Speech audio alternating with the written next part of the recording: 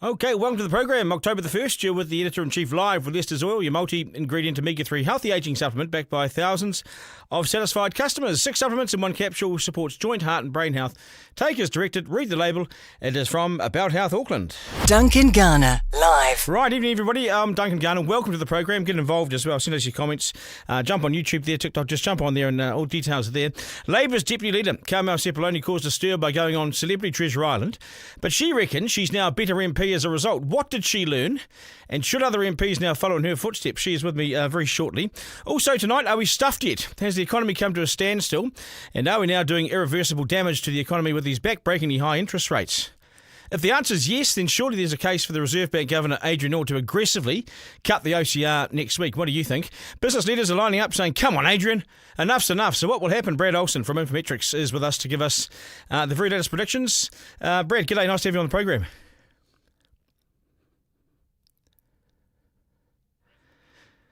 Brad, no, we haven't got Brad. Brad will be with us shortly. What I will do, though, is Carmel Sepuloni. Carmel Sepuloni recently went on Treasure Island, and boy, what an input she really gave that show. Really, she really did. Carmel Sepuloni, I interviewed her a short time ago, and here is the interview. Nice to see you. Welcome to the podcast. Good to see you too, Duncan. Yeah, like we're all right, eh? You and me. I mean, all right. I mean, like, you know, did backstab you a little bit with Spanky Jackson when we were watching it back, but mostly we're still all good, Duncan. You got rid of me. You got rid of me. Well, who was I going to get rid of? It was either you and Adi or James and Gabby. That was a very hard decision. Oh, anyway, no, it's cool because you sent me across to Christian Cullen, so this is fine.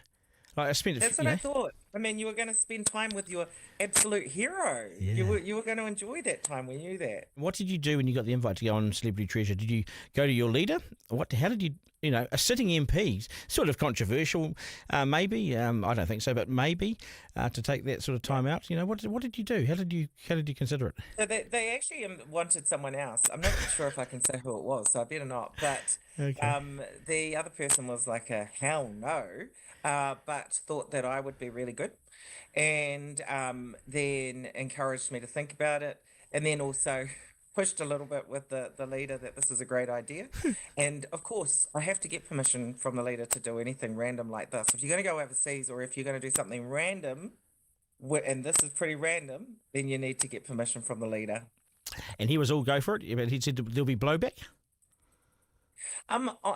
You know, he was supportive. I think that he didn't have a chance to think it through.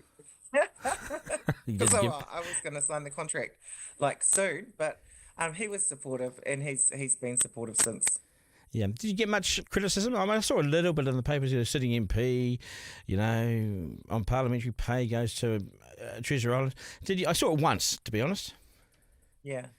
Only at the beginning, and even then the headline was a little bit misleading because it says in the article that I am donating my salary.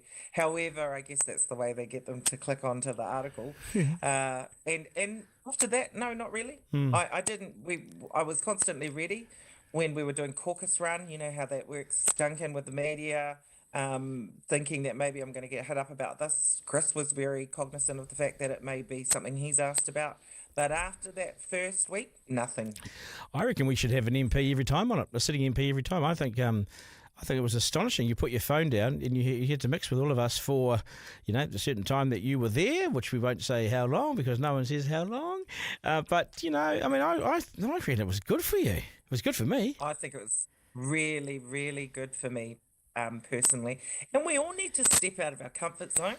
I think every now and then and challenge ourselves in a different way. I mean, I've been doing politics for the best part of 16 years, and this was really healthy for me, I thought. I mean, I'm never going to get to do it again because you can't disappear for 2 weeks without anyone knowing where you are after you've done it the first time, because then they'll know where you are. Yes. But I would encourage other MPs to do something like this. I think it's good. I think it's good for them. You know, we put our phones down for the period that we were there, and after a couple of days, I don't think anyone missed their phones. I certainly wasn't pining for it. Oh, I sort of missed a bit of music, and I missed wondering how my son was. But that's it. That's it. Yeah. And we formed relationships and friendships and things, you know.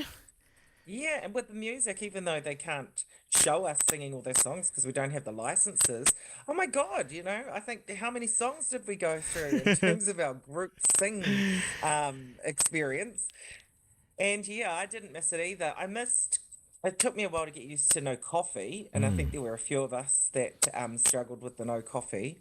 But other than that, I was okay.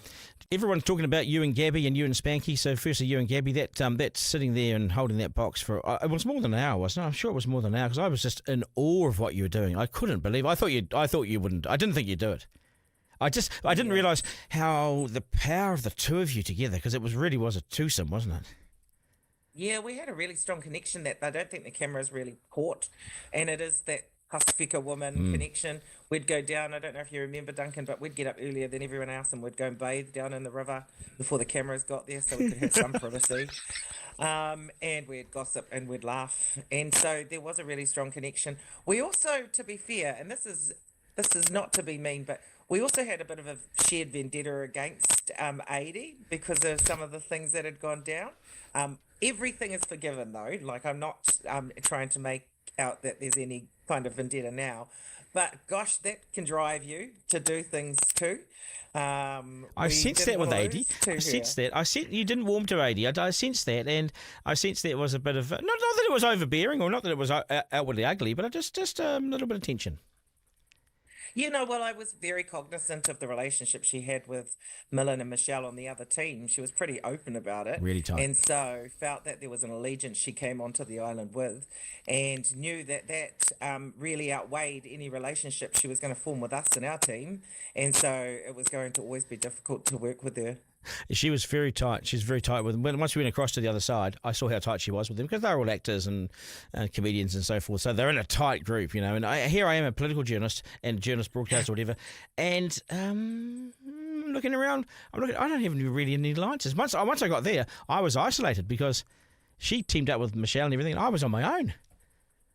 Yeah, but you did a good job of forming those relationships. And I guess that's you, Duncan, eh? Like, in your role, you actually have to earn people's trust as well. Yeah. So that they are willing to share their stories with you, that they are willing to share their information with you.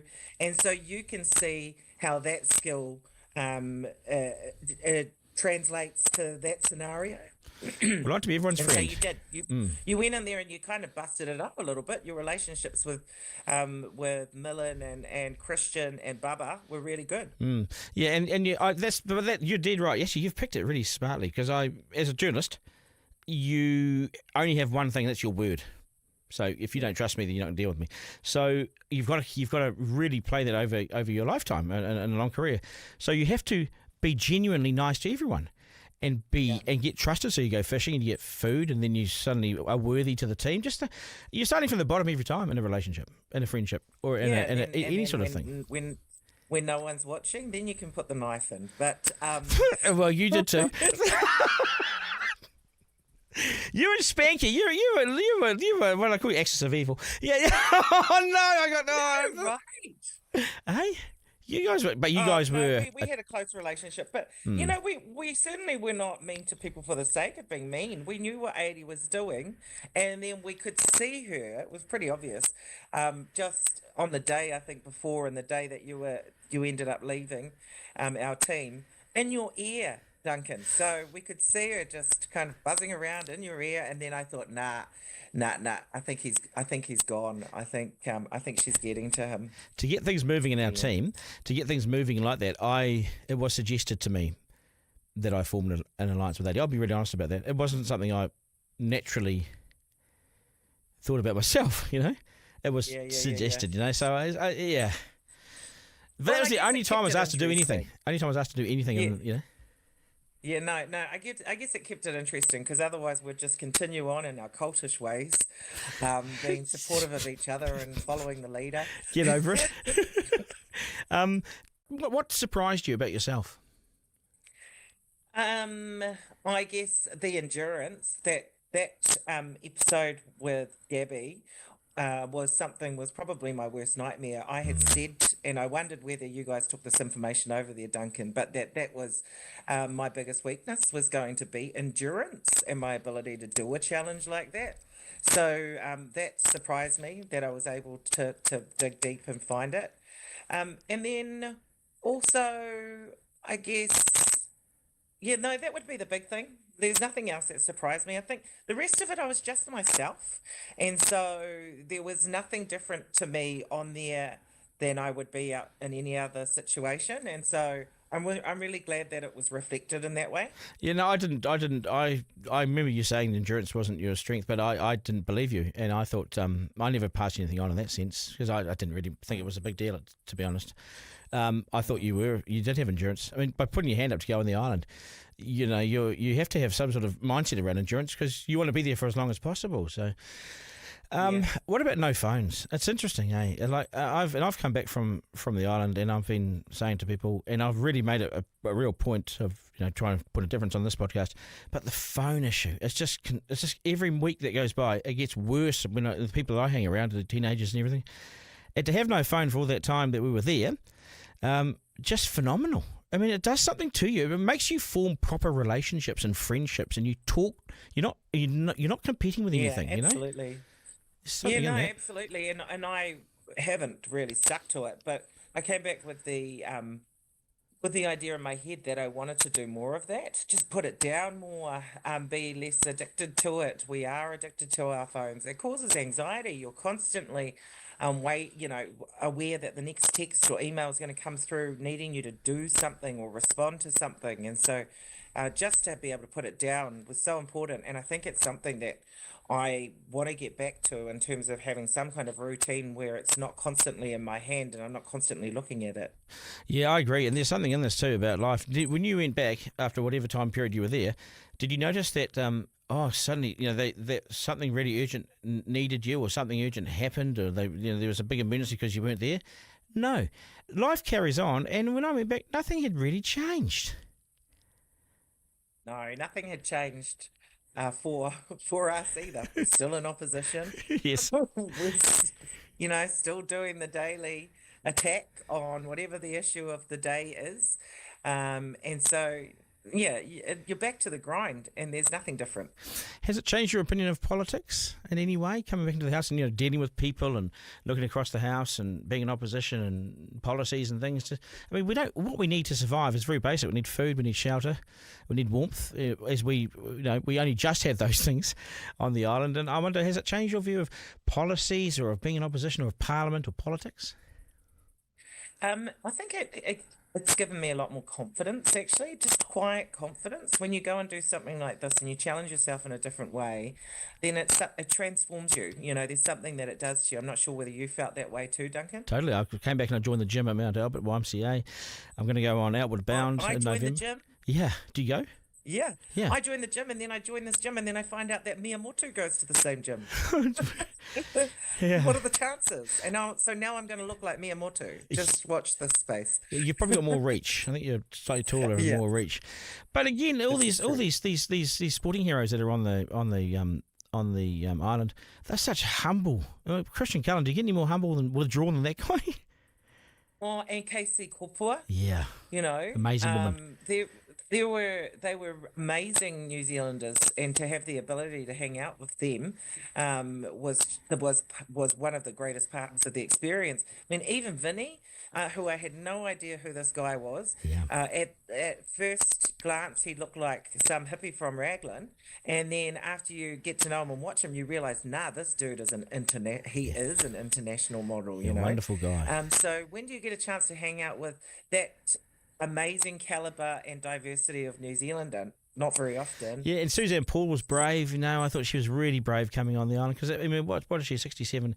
67. I was 50 coming onto the island and I'm like, whew, this can be tough, Yeah, well, Winston was teasing me in the house and saying that he'd never do something like this. I was going to yell out, well, if Tamaiti can, you can too, Winston. And the moment that I'm not sure you enjoyed entirely was when you were dragging me right behind you. I know. I'm actually very grateful to the producers for not showing more of that episode because I think it was even more awkward. I than think what so. everyone can see, Duncan. I mean, it was a very intimate moment between us. My head was on your bottom, which is safer than your head being on mine. Yeah, I might leave it I there. did say afterwards, I felt like I'd given birth to you. Did I let one rip? You did. You did at the first challenge, I think it was. Did I? By accident. You see, that happens when you're 50. No, you turned around. You knew exactly. Well, it would have been by accident, but you turned around and you said, "Did you hear that?" And I said, "Yes, I did, Duncan. Yes, I did."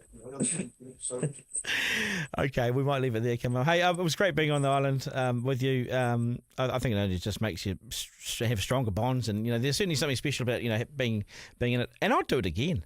I always said no. Yeah. I ignored the email for 3 days. Yeah. Oh, look, if I don't think I'd ever be allowed to do it again while I'm a sitting MP, but I would too. And yeah, we do have strong bonds now, with the people that we were on there with.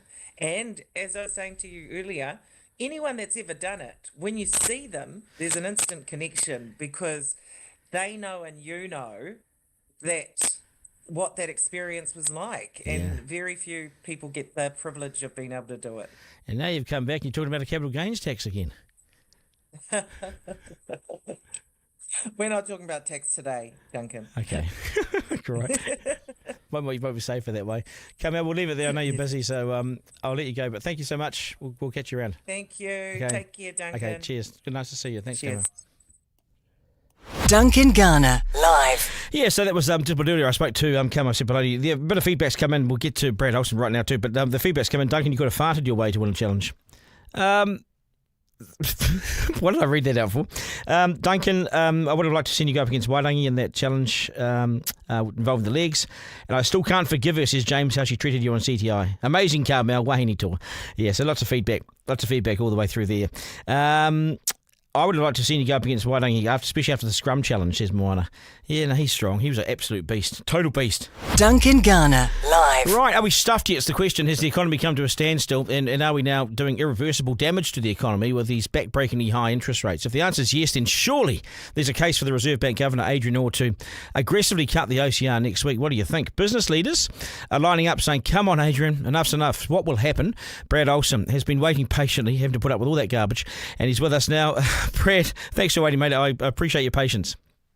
Good evening. No, it's been good to be here, Duncan. Hey, thanks for joining us. Next week, with so much pressure on the Reserve Bank now, so much focus, so many eyes on this decision, what do you think is going to happen? At the moment, my view is still that they will only cut by 25 basis points. I think there's probably, it'll be good and healthy for them to toss up between 25 and 50. But at the moment, I think it would be inconsistent with their own talk to go for something bigger. Now, to be fair, they haven't really cared about what they said previously, despite what they themselves have said afterwards. They have changed their view quite a lot this year, and they haven't remained particularly consistent. So I could see them shifting it. But if we look at the data that's come through so far, you look at the likes of GDP data was actually better than the Reserve Bank thought it was going to be. It was still down, don't get me wrong, but it was better. A lot of those other indicators that have come out, again, not showing a great and healthy looking economy, but certainly haven't deteriorated any faster than what they were already doing. So in my mind, looking at all of that, the Reserve Bank probably should retain its 25 basis point cut. But I think the question is you look at some of the surveys that have come out in recent days. Today we had the quarterly survey of business opinion from NZIER, showed much softer inflationary conditions, which is of course encouraging. Also suggested, of course, that businesses aren't looking likely to have very good economic activity measures in the next 3 months. There is a bit of an argument. Here's what I think is probably more likely. Instead of going 25 in October, they might well signal that they could go a bit bigger and then pull that trigger if they needed to in November, only because at that point they've got 3 months off, a nice long summer holiday, and they probably want a bit of insurance. They might pull out the bigger guns there. Where's the inflation? I mean, people are losing jobs, so unemployment numbers will be interesting in the coming months as well, because it's always retrospective. So, I think more people are unemployed than they think. They're certainly in the record show right now. And also inflation. Is there any inflation? There is still pockets of inflation, but you're totally right. I mean, not nearly as much as there was before. We'll get new inflation figures out in a couple of weeks' time. It's a little bit frustrating that the Reserve Bank continues to put some of these reviews before inflation data comes out rather than afterwards, but it's a whole separate conversation. We expect, and in fact the Reserve Bank expects sort of similarly, that inflation at a headline level will be back to sort of 2.3, 2.2% per annum. That's very much in the box. Heck, it's pretty close to their target point in the middle. So they'll be happy with that number. You are right. I think where we could well find ourselves in the economy is that we did too much and held too much stimulus too long during the start of the pandemic. That created too much inflation. We got on top of that too late and too slow. Therefore, we've had to hold interest rates higher for too long, effectively, and we're almost amplifying, those economic swings and roundabouts at the moment. So I can totally buy that argument. There is a conversation, I think, that has to happen where normally a reserve bank, a central bank across the world, will want to take what is often referred to as sort of considered steps. You want to go on a natural small decrease time over time so that everyone can map out where you want to go. I've had some sympathy, though, personally, for the argument of if you know your destination and you can jump to it, why don't you? And so, instead of having, 25 basis point cuts for the next 8 meetings or something, why don't you just go and do 4 big boom, boom, boom, boom? I can buy that argument because of how much challenge people have. The worry, of course, is that they won't want to spark up any additional inflation like you've seen in Australia, for example. Their rates haven't come down as much. They've been worried every now and then when inflation has sort of bobbled around. So they'll be still a bit nervous given the last couple of years. But like I say, I can buy the argument maybe next year for some bigger changes. Look at retail, absolutely stuffed. I spoke to Marty Very from Red Stag Timber, from the lumber and timber industry, and he said to me the other day he is desperate for a really aggressive move because, power prices are high. All these guys are facing closure of their mills and closure of their sawmills and so forth because of, other external factors. People are bleeding. I would have 1 or 2 business leaders or small businesses contact me every day. I'm sure you talk about this all the time with your audience, but they can't find any hotspots. They can't find anything glowing to say about the economy. They are desperate for some kind of relief and some kind of signal, and a big signal, not just a small little nudge. Get to the destination, as you say. Totally, and I think the difference at the moment, right, is you do have such varied outcomes by industry. Manufacturing, for example, in a real dark spot, particularly that forestry-based stuff. You've got sort of low revenues coming in from overseas, particularly China's still not doing all that well. Your input costs are high. To be fair, when we looked at the GDP data recently, that was one of the most challenging things, was that there wasn't sort of a clear, consistent story. It's not that sort of every industry was down an equal amount, and so that pain is quite variable across the economy. Everyone's feeling it, but some are sort of, feeling like they need a Panadol, and some are feeling like they need to be sort of, put under for full-on surgery. So there's a lot of difference out there. I think the difficulty as well, though, is like you say, I know that people are looking for signals and similar. Even then, it's still going to take us 6 to 9 months for that sort of medicine to really work its way through the system. And although it's been interesting since that first cut, talking to business leaders, there has been a bit more confidence and optimism. You can see that clearly in the likes of the ANZ business confidence and business outlook figures, highest in a decade. I think the difference is that sentiment has shifted. No one has yet said to me, but I've actually put money down on this. I'm not spending more, I'm not changing more. And so I think it is still 6 to 9 months before any sort of effect comes through, which is why, partly I can buy the argument of doing more sooner. We probably should have done that maybe 6 to 9 months ago, but the Reserve Bank waited too long on, like I say, earlier on, and are now waiting too long out this other side. The only silver lining, in a sense, is that from a normal economic point of view, at least it's only 6 to 9 months, because normally when we cut interest rates, it would take 12 to 18 to come through. So the pump is primed, but it's not going to flow particularly quickly. But for every delay, of course, we wait the extra 6-9 months. If it's going to be the delay, I'm sort of by the argument, then let's do it now. In fact, let's have done it in July, so it's boosting now. I don't understand why we would wait and see the country burn even further. I can't find a decent argument that says let's just hold off a bit longer. Hold off for what? For his ego? For Adrian Orr's ego? I wonder if that's the point. Well, I mean, like I say, I think part of the difficulty is we also haven't really done this level of trying to cut interest rates in a sort of managed way. Normally, you look back at the GFC when we sort of started with high interest rates because of stuff that happened before. We came through to sort of, a big economic crunch, and we went from sort of a normal level of the economy, if you will, to negative, which required a cut. At the moment, we've gone from normal through then to COVID, then to inflation, then to high interest rates.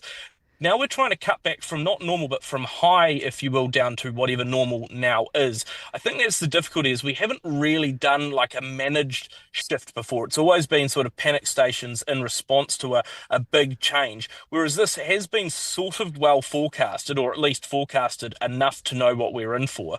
I guess the question is with the unemployment rate rising and similar, and with government quite clearly a lot more limited in what it's willing to and able to spend on, then yes, I think there is an argument for what the Reserve Bank might need to do. I think the big challenge though, right, and this is a real difficulty for them, if they all of a sudden completely flip the script again and was like, guys, remember when 6 months ago we said we might hold interest rates and then raise them? Now we're not only cutting, but we're just absolutely slashing. I think if everyone would justifiably go, what on earth are you people doing? So there is, again, I think the argument of needing to have a more consistent view. I can understand that.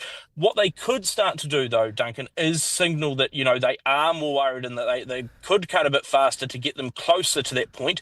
That would be better, I think, than going, oh, by the way, we've decided to make a massive move and we decided we wouldn't tell you and hope that you just pick up some sort of smoke signals that we thought we sent 3 months ago. Yeah, I think it can be very confusing for people. Remember, just finally, remember the 0.75 when they went up? They went up with, 0.25, 0.25, 0.25, all in one go, and I just put my house on the market. Then no one turned up at the open home. It was a killer. So we actually have been aggressive on the way up. Maybe get aggressive on the way down. I appreciate it, Brad.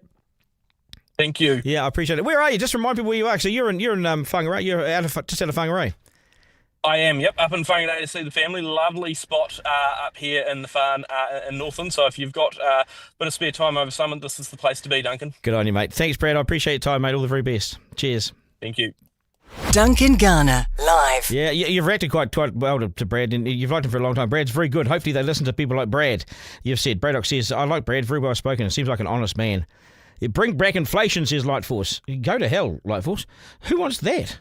3 questions from the Editor-in-Chief. 1. And number 1 today, has the PM made a cool tax-free capital gain on the sale of his apartment? He sure has. He bought it in 2020, sold it recently, and had a $180,000 gain on it. That's the capital gain. And with the Brightline test now 2 years, he does not pay a cent on that capital gain. Last year, he sold an Onehunga investment property for a capital gain of $280,000. So in 2 years, he's made close on $500,000 tax-free from 2 properties. He's paid not 1 cent in tax. Now, some people are shouting, oh, it's so unfair, it's so unfair.